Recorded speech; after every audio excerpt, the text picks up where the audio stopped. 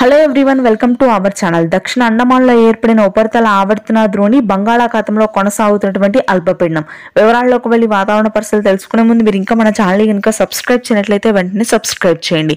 మధ్య బంగాళాఖాతంలో ఏర్పడిన ఉపరితల ఆవర్తన ద్రోణి ప్రభావంతో కోస్తా తీర భాగాల్లో భారీ నుంచి అతి భారీ వర్షాలు నమోదవుతాయి. జూలై 3 నుంచి 8 వరకు కూడా భారీ వర్షపాతం ఉంటుంది. ప్రస్తుతానికి అయితే గుంటూరు, కృష్ణా, కోనసీమ భాగాల్లో తేలికపాటి జల్లులు నమోదవుతున్నాయి. శ్రీకాకుళం, విజయనగరం, విశాఖపట్నం ప్రాంతాల్లో గంటకు 60 నుంచి 70 కిలోమీటర్ల వేగంతో భారీ ఈదురుగాలులతో కూడినటువంటి వర్షపాతం ఉంటుంది. రాయలసీమ, దక్షిణ కోస్తా ప్రాంతాల్లో పొడి వాతావరణం ఉంటుంది. ఇక తెలంగాణ వ్యాప్తంగా రానున్నటువంటి 3 రోజుల పాటు ఆరెంజ్ అలర్ట్ ని జారీ చేసింది వాతావరణ కేంద్రం కొన్ని జిల్లాల్లో.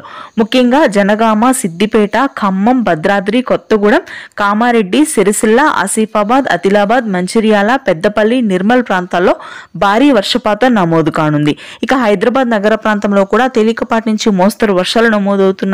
ఇవాళ రేపు కూడా ముసురులాగా హైదరాబాద్ నగర ప్రాంతంలో తేలికపాటి జల్లులు కొనసాగుతూనే ఉంటాయి. అత్యధికంగా అయితే నిజామాబాద్, కామారెడ్డి, సిరిసిల్ల ప్రాంతాల్లో భారీ వర్షాలు రానున్నటువంటి 3 రోజుల పాటు నమోదు కానున్నాయి. ఇది ప్రస్తుతానికి తెలుగు రాష్ట్రాల latest weather update. Thanks for watching.